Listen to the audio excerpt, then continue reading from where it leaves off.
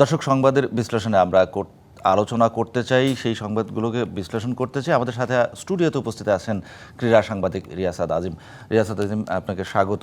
যদিও কিছুটা দেরি হয়ে গেছে জয়েন করতে আমাদের সাথে, এবং জ্যামের কারণে নিশ্চয়ই হয়েছে, সেটা বলার অপেক্ষা রাখে না। আমরা ক্রিকেট নিয়ে আলোচনা করছিলাম। রিয়াসাত আজিম, সম্প্রতি নিশ্চয়ই আপনি লক্ষ্য করেছেন, সম্প্রতি না বোধহয়, বাংলাদেশে এটা হচ্ছে কি একটা রোগের মতো হয়ে গেছে বাংলাদেশের ক্রিকেটের ক্ষেত্রে।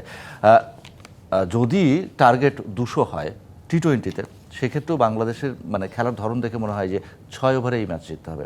সেক্ষেত্রে আবার বাংলাদেশের টার্গেট যদি 125 হয়, সেটাও মনে হয় যে ওই 5-6 ওভারের মধ্যে জিততে হবে। ব্যাটারদের ব্যাট চালানোর ধরন দেখে সেরকমই মনে হয়। নিশ্চয়ই কি বোঝাতে চাচ্ছি, বুঝেছেন? বাংলাদেশের আসলে সবচেয়ে সহজ করে যদি আমি দর্শকদের বোঝানোর চেষ্টা করি যে বাংলাদেশ দল কি, আপনার এটা বোঝার জন্য বিসিবি 11 জন ক্রিকেটার যারা মাঠে খেলে এদেরকে বোঝার দরকার নেই। আপনি জাস্ট ফোকাস দিবেন ইয়াসির চৌধুরী রাব্বির দিকে। আপনি যদি পৃথিবীর যে কোনো প্রান্তে থাকেন, অ্যান্টার্কটিকাও যদি আপনি থাকেন, কথার কথা, হ্যাঁ, আপনি মনে করবেন যে বাংলাদেশ দল সেটাই যেটা ইয়াসির চৌধুরী রাব্বি। যখন দরকার 6 তখন তিনি 4 মারার চেষ্টা করেন জয়ের জন্য, যখন দরকার 1 রান তখন তিনি ছক্কা মারার চেষ্টা করেন, যখন টিকে থাকার দরকার 48 রানে 4 উইকেট নেই, ইউ আর চেজিং 125, 126 করলে 125 চেস করলে আপনি চ্যাম্পিয়ন হবেন। It's not like a match যে এটা গ্রুপ পর্বে আপনি খেলছেন। সেখানটায় আপনি 48-এ 4 উইকেট নেই, আগের ওভারে আকবর আলী চাইনিজ কার্ড হয়ে আউট হয়ে গেছেন, আপনি ডাউন দ্য উইকেটে গিয়ে আপনি ব্যাট চালালেন। আপনি কি করতে চান, you have no idea. Bangladesh দলও আসলে কি করতে চায়, they have no idea. So Yasir Chowdhury Rabbi আমার কাছে মনে হয় যে ওই যে একটা সময় দেখলাম শাপলা আর যমুনা 5 টাকার কয়েনের মধ্যে, হ্যাঁ, ইয়াসির চৌধুরী রাব্বি হচ্ছে বাংলাদেশ দল যদি শাপলা, সে হয় যমুনা। ব্যাপারটা এরকম হয়ে গেছে। তো সব মিলে যদি আমি বলি, এই যে রাইজিং স্টার এশিয়া কাপ, এটা কেমন দেখলেন আপনি? সেখানে বাংলাদেশের রাইজিং স্টাররা খেলো, এরাই তো ভবিষ্যতে দলে আসবে। এখন কথা হচ্ছে যে জাতীয় দলের কথা যদি বলি, তারাও ওই তীরে এসে তরি ডোবানোর এক্সপার্ট। ক্রিকেট ছেড়ে ফুটবলে যাবেন, একই অবস্থা, লাস্ট মিনিটে গোল খায় বাংলাদেশ। এটা যেন একটা রোগে পরিণত হচ্ছে দিনকে দিন। সবচেয়ে বড় ব্যাপার কি, আপনি যদি বলেন সরি টু সে, যে ফুটবল এই মুহূর্তে যেভাবে ধরেন লাস্ট মোমেন্টে গোল খেলো, এই ফুটবল দল আপনার অনেক ইমপ্রুভ করেছে। ভারতের সাথে আপনার লাস্ট 2 ম্যাচে একটা ড্র, একটা জয়। লাস্ট ম্যাচে যেভাবে বাংলাদেশ জিতেছে, ডমিনেট করেছে, উজাড় করে দেওয়ার একটা চেষ্টা রয়েছে। গোলকিপার আর ক্যাবরেরাকে বাদ দিলে আপনি ফুটবল দলে বেশি সমালোচনা পাবেন না।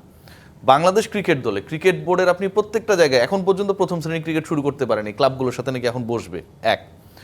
বাংলাদেশ ক্রিকেট বোর্ড এই যে নারী ইস্যুতে যে ঘটনাটা ঘটেছে, আজকে অনেক বড় রিপোর্ট আমি করব আমার প্ল্যাটফর্মে, সেগুলোর সম্পর্কেও খুব বেশি অ্যাক্টিভ না যে এগুলোকে সমাধান করতে হবে।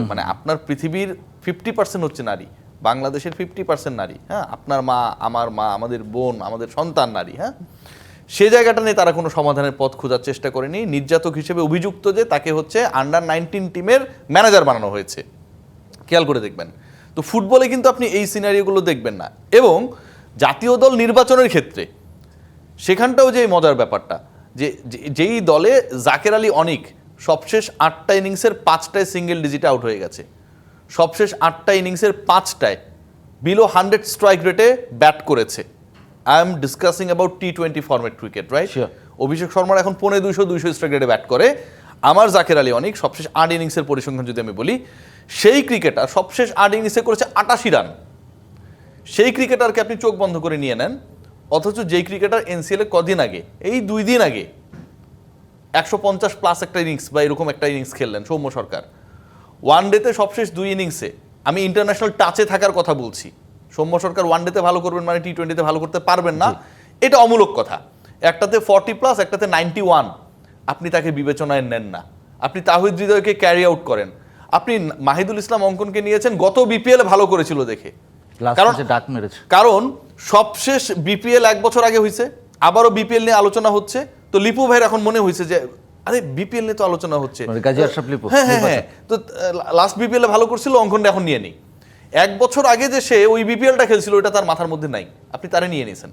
সো বাংলাদেশ দলে সবাই আসলে আমার কাছে মনে হয় যে থাকে না যে টিউবলাইট আমরা বলি অনেক ক্ষেত্রে, যে কিছুক্ষণ পরে জ্বলে, বুঝতে পারে লেটে, রাইট?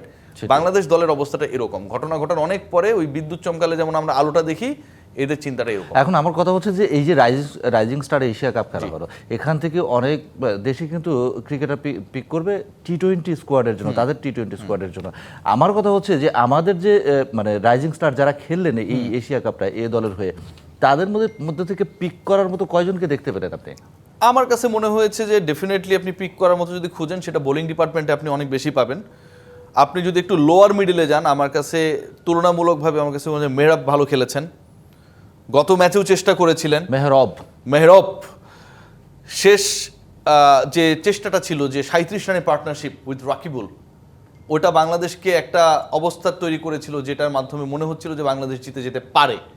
53তে 7 উইকেট চলে যাবার পরে রাকিবুলের চেষ্টা যদি আপনি দেখেন, ভেরি ফার্স্ট ওভারে তিনি একটা রং ওয়ান করলেন, প্রথম বলেই উইকেট নিয়ে নিলেন।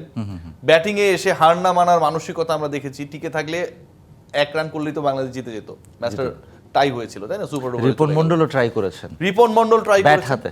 রিপন মন্ডল ব্যাট হাতে ট্রাই করেছেন। রিপন মন্ডল লাস্ট ওভারে 3 উইকেট নিয়েছে। সাকলাইন ট্রাই করেছে।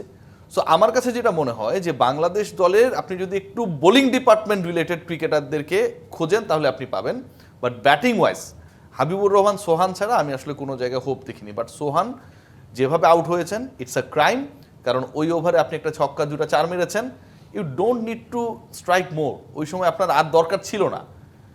আপনি রানাবলের ইকুয়েশনে রয়েছেন, আপনি রানাবল করলেই আপনি আলটিমেটলি জিতে যাবেন।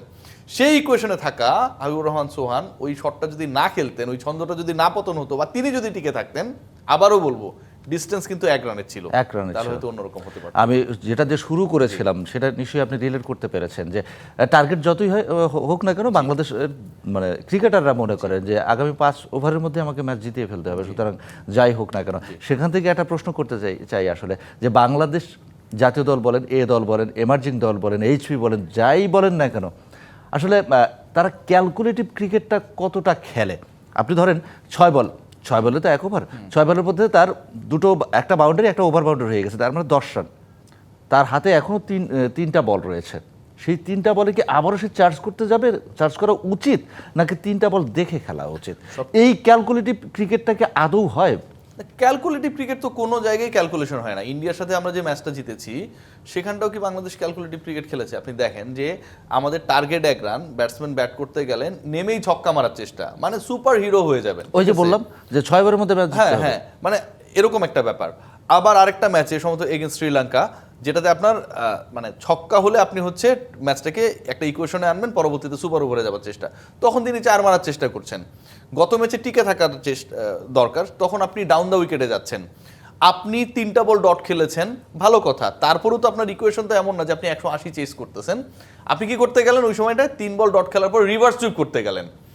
প্রত্যেকটা ক্রিকেটার, আমার কাছে মনে হয় আমাদের সিলেকশন যেমন, ক্রিকেটারও এরকম, বিসিবি যেমন, ক্রিকেটারও এরকম।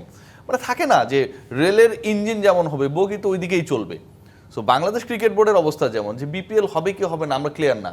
ড্রাফটের 3-4বার ডেট চেঞ্জ হয়েছে। এখন শুনছি একটা নাকি দলের সংখ্যা বাড়তে পারে, কারণ ক্রিকেট বোর্ডে ডাইরেক্টর হিসেবে যারা রয়েছেন অনেকেই দল পেয়েছেন, মানে ডাইরেক্টরদের দলই তো খেলছে এবারে বিপিএলে। আবার কিছু কিছু ডাইরেক্টর বলছে আমি কেন পাইলাম না, আমি কি দোষ করলাম? ঠিক আছে, এখন তাদেরকেও ডিস্ট্রিবিউট করতে হচ্ছে নানাভাবে, দলের সংখ্যা বেড়ে গেছে। সো আমাদের বোর্ড যেমন, ক্রিকেটারও এরকম, সিলেক্টরও এরকম।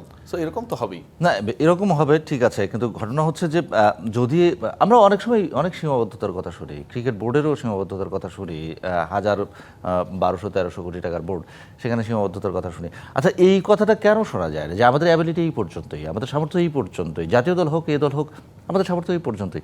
আপনি কাকে রেখে কাকে দলে নেবেন? যাকে দলে নিচ্ছেন সেও তো খুব একটা ভালো করছে তা কিন্তু না, আবার যাকে নিচ্ছেন, যাকে রেখে নিলেন, তার তো একই অবস্থা।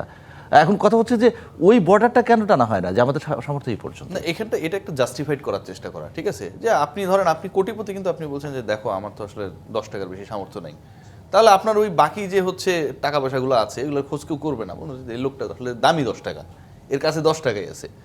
বাংলাদেশ ক্রিকেট বোর্ড এই কথাটা বলে আমাদের সামর্থ্য, পাপনের সময় থেকে শুরু করে এখন পর্যন্ত চলছে। বুলবুল ভাই অনেক লেকচার মারতেন আগে, মনে আছে? 1 বছর আগে শাহান পাপন, বুলবুল সাহেব ফেসবুকে লিখেছিলেন এই বিপিএল এর কি দরকার। এখন বিপিএল আপনি বিতর্কিতভাবে করছেন। আপনি ব্যাংক গ্যারান্টি মানি থেকে শুরু করে, দলের থেকে শুরু করে, বিতর্কিতদেরকে সরানো থেকে শুরু করে কোনো জায়গায় আপনি সাকসেসফুল হতে পারেননি। সো আমরা করি কি, আমরা যখন ওই চেয়ারটায় আসে তখন তারা এক স্টেপ নিচে নামায় দেয় আমাদের সামর্থ্যের জায়গাকে। যখন সফল হতে পারবে না, এরা জানে এরা সফল হতে পারবে না, তখন আপনি যখন জিজ্ঞেস করবেন এটাই তো আমাদের অ্যাবিলিটি, আপনি কিন্তু দেখবেন না যে আফগানিস্তান সেই চিন্তা করে। একটা সময় ভারতের হয়ে পেস বোলিং ওপেন করতো কে জানেন? রবিন সিং। এখন ভারতের পেস ডিপার্টমেন্ট দেখেন, মোহাম্মদ শামি চান্স পায় না। কেন পায় না এটা নিয়ে বিতর্ক হচ্ছে। রঞ্জিতে 4 ম্যাচে 20 উইকেট নিয়েছে। বিসিবির ডিরেক্টরদের জিজ্ঞেস করেন, আমি যে স্টেট দিলাম বলতে পারবো না। এরা বিসিবিতে আসে, সোনাগার খাবার খায়, এলাকায় চলে যায়। রঞ্জির মতো একটা টুর্নামেন্টও তো বাংলাদেশে নেই, যেটা আছে সেটাই তো ওপেন করতে পারছে না। আমরা একটু জাতীয় দলে যেতে চাই। আয়ারল্যান্ডের বিপক্ষে টি-20 সিরিজের জন্য 2 ম্যাচের জন্য দল ঘোষণা করা হয়েছে। সেখানে মাহিদুল অঙ্কনকে অন্তর্ভুক্ত করা হয়েছে এবং শামীম পাটোয়ারি, তাসকিন এরা আইএল টি-20 খেলবেন, যার জন্য হচ্ছে এরা দলের বাইরে আছেন। যদি ওভারঅল দলটার কথা বলি, যে আয়ারল্যান্ডের বিপক্ষে টি-20 দলটা আসলে আপনার চোখে কেমন হলো? আমার কাছে মানে প্যাকড টিম মনে হয়নি। সৌম্য সরকারকে ডিপ্রাইভ করার কারণটা কি, I have no idea. Soumya Sarkar definitely part of the squad. এখন আপনি বলতে পারেন কোথায় খেলাবে, ঠিক আছে ভাই, আপনি অনেক সাফল করে খেলাচ্ছেন অলরেডি। না, সৌম্য সরকারকে অনেকবার সফল করা হয়েছে। আপনি সৌম্য সরকারকে প্রচুর লাইফে সফল করেছেন, and already you are shuffling. আপনি তো এখন পর্যন্ত 1 থেকে 4 প্রত্যেকটা পজিশনে আপনি সাইফকে খেলাইছেন না? আপনি ওপেনিংয়ে খেলাইছেন, নাম্বার 3-তে খেলাইছেন, নাম্বার 4-এ খেলাইছেন। সো আপনি তো 1 থেকে 4 পর্যন্ত আপনি সাইফকে খেলাইছেন। সৌম্যের ক্ষেত্রে এটা হয় কেন? লিটন কুমার দাসের সমস্যার জায়গাটা যেটা, সেটা হচ্ছে কিছুটা মুশফিকীয় সমস্যা, এটাকে বলে। হ্যাঁ, আমরা মাইকেলীয় শব্দ বলতাম না, বিলাপিলা নিরবিলা একটা সময় ছিল। তো লিটনের হচ্ছে মুশফিকীয় সমস্যা। সেটা হচ্ছে মুশফিক একটা সময় কিপিং করবেন, ক্যাপ্টেন্সি করবেন, ব্যাটিং করবেন, সব তিনি করবেন। মনে করেন এখন থেকে 7-8 বছর আগে নিজেকে ইনসিকিউর ফিল করতেন। লিটন কুমার দাস সৌম্য সরকারকে নিয়ে ইনসিকিউর ফিল করেন। এখন সৌম্য সরকার যদি আপনি নাম্বার 3-তে খেলান, সৌম্য যদি ক্লিক করবে, নো ডাউট ক্লিক করবে, শিওর। তাহলে তো আপনার ওই জায়গাটা কোনো কারণে যদি ইনসিকিউর হয়ে যায়, লিটনের এই বিশ্বাস নাই that he is a class cricketer. তিনি যে একজন অনেক বড় মাপের cricketer and he has his ability. তার জায়গাটা তার, আপনার জায়গা আপনার, আমার জায়গা আমার, প্রডিউসারের জায়গা তার, সবার জায়গায় সে তার মতো করে দিচ্ছে, রাইট? সো এই যে সমস্যার কারণে আপনি দেখবেন যে এই ঝামেলাগুলো হয়। আমি প্রিটি শিওর যে সৌম্য সরকারকে আপনি কেন রাখবেন না? এনসিএল এ রান করছে, ন্যাশনাল টিমে ওয়ানডেতে রান করছে। এই ছেলেটা সবশেষ টি-20 2 ইনিংসের একটা 40 মেরেছে। আবারও স্টেট নিয়ে কথা বলি, আন্দাজে অনেকে বলতে পারে যে কেন টি-20তে কি করছে, একটু স্ট্যাট গিয়ে দেখেন। সবশেষ 4টা ইনিংসে 2টা 40+ ইনিংস আছে, একটা অপরাজিত 43। আপনি খেলাবেন না? কেন খেলাবেন না সেটার ব্যাখ্যা থাকা উচিত। আপনি কিন্তু আউট অফ ফর্ম তাওহিদ হৃদয়কে ক্যারি করছেন, out of form Jaker Ali অনেককে আপনি ক্যারি করছেন। গত বিপিএল এ ভালো করছে সেটার উপর ভিত্তি করে আপনি মাহিদুল অঙ্কনকে ক্যারি করছেন। প্রসঙ্গটি আসতে চাচ্ছি, বাট আপনি সৌম্য সরকারকে নিচ্ছেন না। কেন নিচ্ছেন না? কারণ আপনি ইনসিকিউর ফিল করছেন। এই ইনসিকিউরিটি যদি হয় এবং ক্যাপ্টেনের কলে যদি টিম হয়, ভেরি স্যাড। না, আমার কথা হচ্ছে যে যখন আপনি প্রিপারেশন নেবেন, সামনে তো ওয়ার্ল্ড কাপ আছে, ওয়ার্ল্ড কাপের প্রিপারেশন নিশ্চয়ই নিচ্ছেন আপনি। তো ওয়ার্ল্ড কাপের প্রিপারেশন নিতে গেলে আপনি বাজিয়ে দেখবেন সবাইকে, এই তো। কিন্তু বাজিয়ে দেখতে গেলে তো ফর্মের ক্রিকেটার প্রয়োজন। সেক্ষেত্রে মাহিদুল অঙ্কনকে এখন আপনি যে অবস্থায় দেখছেন, তিনি কি আসলে আচ্ছা, মাহিদুল অঙ্কন এখন পর্যন্ত কয়টা টি-20 খেলেছে ইন্টারন্যাশনাল? খেলে নাই না, ডেবুর অপেক্ষায়। ওয়ার্ল্ড কাপের আগে বাংলাদেশের এই 3টা ম্যাচের পর তার কোনো ম্যাচই নাই। আপনি কোথায় বাজিয়ে দেখবেন? এই কথা যে ফাজিল বলে, ও কোনো খবর রাখে না বাজিয়ে দেখবো। আপনি কোথায় বাজিয়ে দেখবেন ভাই? বিপিএল এ বাজিয়ে দেখবেন। বিপিএল এ তো তাহলে সবাইকে বাজিয়ে দেখতে পারবেন। বিপিএল এ তো বাংলাদেশের 100 প্লেয়ার খেলবে। আপনি একটা মাত্র series against Ireland before the world cup, ওই 3 ম্যাচ দেখে আপনি মাহিদুল অঙ্কনকে ডিসাইড করবেন সে ওয়ার্ল্ড কাপের স্কোয়াডে যাবে কি যাবে না? এর কি ফাইজলামির জায়গা নাকি? আপনার এক্সপেরিয়েন্স ক্যাম্পেইনারদেরকে বসিয়ে রেখে আপনি বাজিয়ে দেখবেন মাহিদুল অঙ্কনকে 3 ম্যাচের পারফরমেন্সে, তাও আয়ারল্যান্ডের বিপক্ষে? এটা প্যারামিটার? এটা হতে পারে? এখানে আবার একটা প্রশ্ন আছে, সেটা হচ্ছে যে খেলাটা হচ্ছে চিটাগাংয়ে, যেখানে হচ্ছে স্পোর্টিং উইকেট থাকে। আমরা যেটা এর আগে যেটা দেখলাম, ওয়েস্ট ইন্ডিজের বিপক্ষে বাংলাদেশ যেভাবে খেললো, ওই একই ধাঁচের খেলা ওয়েস্ট ইন্ডিজের বিপক্ষেও জাতীয় দলও খেলেছে, যে 5-6 ওভারের মধ্যে ম্যাচ জিততে হবে, এরকম ধরনের ব্যাটিং করতে যাওয়া। একমাত্র কথা রেখেছিল বোলাররা। প্রথম ম্যাচে 156 অর সামথিংস এরকম একটা স্কোর ছিল, পরের ম্যাচেই কিন্তু সেটাকে টেনে 129-এর মতো নামিয়ে নিয়ে এসেছিল বোধহয়। বোলারদের সাফল্যের কথা বলছি, ব্যাটসম্যানরা কিন্তু আসলে ওই মানে লার্নিং ইয়াটা নিতে পারেনি, যেটা বলা হয় ম্যাচ শেষে, যে আমরা এখান থেকে অনেক কিছু শিখলাম। তো ওই সিরিজে আমরা দেখেছিলাম যে বাংলাদেশের বোলাররা কিছু শিখেছে। নাহলে আগের ম্যাচে যেখানে 156-তে আটকে ছিল ওয়েস্ট ইন্ডিজকে, পরের ম্যাচে সেটা তাকে 129-এ আটকে দিল, এক্সাম্পল হিসেবে বলছে। তো এখন আয়ারল্যান্ডের বিপক্ষে যে টি-20 সিরিজটা খেলতে যাচ্ছে বাংলাদেশ, আয়ারল্যান্ড আমরা আমাদের সাবকন্টিনেন্টের বাইরে যে দলগুলো আছে তাদেরকে আমরা দেখে অভ্যস্ত, সেটা হচ্ছে তারা দাঁড়িয়ে দাঁড়িয়ে শটস খেলে, অর্থাৎ তাদের বাউন্সি উইকেটে দাঁড়িয়ে দাঁড়িয়ে তারা শটস খেলে। চিরাঙ্গের স্পোর্টিং উইকেট, সেখানে বাংলাদেশকে আসলে কতটা টাফ টাইম দেবে আয়ারল্যান্ড? মানে কোনো স্ট্যাটসে যেতে চাই না, মানে স্ট্রেট ফরম্যাটটা নিয়ে যদি আপনি ভাবেন। আমার কাছে মনে হয় যে বাংলাদেশ টি-20-তে ধরেন গত সিরিজে হোয়াইট ওয়াশ হওয়ার আগে 4টা সিরিজে জিতেছে, বাইলেটারাল সিরিজে জিতেছে, কিন্তু আপনি যে মানে টু মাচ কনফিডেন্ট হতে পারবেন সেটার কোনো রিজন আমি দেখি না। কেন? এই বাংলাদেশ দল তো এই 23 সালেই হচ্ছে ইউএসের সাথে হচ্ছে ইউএসের মতো দলের বিপক্ষে সিরিজে হেরেছিল। লাস্ট ইয়ারে যদি আপনি দেখেন ইউএর বিপক্ষে বাংলাদেশ দল হেরে গিয়েছিল। সো বাংলাদেশ দল যে খুব বেশি কনসিস্টেন্ট অ্যান্ড কনফিডেন্স আপনার জন্য ক্রিয়েট করতে পারে, সেই কনফিডেন্সের জায়গা আমরা নেই সবচেয়ে সিরিজের পারফরমেন্সটা যদি আপনি দেখেন। নাম্বার 2 যেটা, সেটা হচ্ছে আপনি যদি আইরিশ ক্রিকেটারদেরকে দেখেন, they are much more comfortable than the other formats. টি-20-তে তারা অনেক বেশি comfortable. Even in test if they were experienced, last ম্যাচটা তারা যেভাবে খেলেছে, তারা যদি দ্রুত আগের দিন যদি 6টা উইকেট না হারাতো, আর একটু যদি এক্সপেরিয়েন্স থাকতো, ম্যাচ ড্র হয়ে যেত। এই ম্যাচ ড্র হয়ে যেত। 5 দিনে নিয়ে গেছে এবং স্পোর্টিং উইকেটেই কিন্তু সেটা করে দেখিয়েছে। সেটাই। সো আমার কাছে যেটা মনে হয় বাংলাদেশের জন্য definitely it's going to be a very tough time. এবং আবারও বাংলাদেশের ওই মিডলটা কিন্তু এখন পর্যন্ত কনসিস্টেন্ট না। মিডল অর্ডারে আপনি যাদেরকে রেখেছেন, কন্টিনিউ করেছেন, করার চেষ্টা করছেন, প্ল্যানিংয়ে যাদেরকে রেখেছেন, এটা কোনোভাবেই সাপোর্টেবল না। মাহিদুল ইসলাম অঙ্কনের জন্য অনেক শুভকামনা, but I don't think that this is the right time to pick him here. না, আমার প্রশ্নটা ওই জায়গায় যে আয়ারল্যান্ডের বিপক্ষে টি-20-তে বাংলাদেশ ওয়েস্ট ইন্ডিজের বিপক্ষে যে ধরনের রেজাল্ট দেখিয়েছিল, আয়ারল্যান্ডের বিপক্ষে আবার তার কি পুনরাবৃত্তি দেখতে পাচ্ছেন আপনি? না, পুনরাবৃত্তি এখন দেখতে পাচ্ছি বা একই রকম রেজাল্ট করবে সেটা তো ডিপেন্ড করবে প্রতিপক্ষ কেমন ক্রিকেট খেলছে সেটার উপরে। কারণ বাংলাদেশ বাজে ক্রিকেট খেললো, আয়ারল্যান্ড আরও বাজে খেললো, আপনি তো ওদের পার্টটা আপনি জানেন না, তখন একরকম। আবার ধরেন বাংলাদেশ ভালো ক্রিকেট খেললো, তার থেকেও আয়ারল্যান্ড ভালো খেললো, তখনও বাংলাদেশের জন্য danger. So before starting the match you have no idea, but from the past experiences you can say something. Past এক্সপেরিয়েন্সেসগুলো বাংলাদেশের ব্যাপারে আমাকে মানে ওই যে ফুল প্রুফ কনফিডেন্সের একটা ব্যাপার রয়েছে না, শতভাগ আত্মবিশ্বাসী, সেটা করে না। কারণ নেপালের কাছে হারা দলের বিপক্ষে আপনি ঘরের মাঠে হেরেছেন, ওয়েস্ট ইন্ডিজের কথা আমি বলছি। সো আপনি আয়ারল্যান্ডের বিপক্ষে খুব সহজেই জিতে যাবেন, এবং লাস্ট টেস্টে তারা আপনাকে যেভাবে ভুগিয়েছে, আমি দ্যাট মাচ কনফিডেন্স না। আসলে সেটাই বলছিলাম যে আয়ারল্যান্ডের বিপক্ষে তাহলে আমাদের মানে কেমন খেলা উচিত, সেই মানে খেলাটাই খেলতে হবে কিনা, যে যাই কিছুই মানে টার্গেট 5 ওভারের মধ্যে জিততে হবে। না, আমার কাছে মনে হয় যে এই টার্গেটটা ফুলফিল করার জন্য বাংলাদেশ শুড পিক, মানে মাহিদুল ইসলাম অঙ্কনকে তো নিয়েছে, যে ওই সময় রিভার্স সুইপ খেলেছিল গতকালকের ম্যাচে, ইয়াসির রাব্বিকে নিতে পারে, চট্টগ্রামের কৃতি সন্তান, এলাকার ছেলে, লোকাল বয়। তাহলে আমার কাছে মনে হয় whatever the target is no matter, will chase down within 5 overs. সেটা কি করে? এটা তখন আপনি দেখবেন, আমরা আরেকটা আলোচনা করব। মানে সেটা কি করে যদি এক্সপ্লেইন করেন আপনি, যে এটা কি করে হতে মানে মানে সবচেয়ে বড় ব্যাপার কি, এটা আমি আসলে ব্যঙ্গাত্মক ইয়েতেই বললাম যে আমাদের আসলে মেন্টালিটি যা, ওই যে 5 ওভার্সের কথা বললেন, মানে একজন ক্রিকেটার কতটুকু এই পর্যায়ে এসে যে ন্যাশনাল টিমে খেলেছে, যাকে সাকিব আল হাসান একসময় বলেছিল যে one of the best innings E played for Bangladesh, right? সেই ক্রিকেটার যখন তার প্রতিভার সাথে এরকম অবিচার করে, তাকে নিয়ে আমি লিটন কুমার দাসকে নিয়ে অনেক সময় অনেক সমালোচনা করি। অনেকে মনে করে রিয়াসাদ লিটনকে দেখতে পায় না, নট লাইক দ্যাট।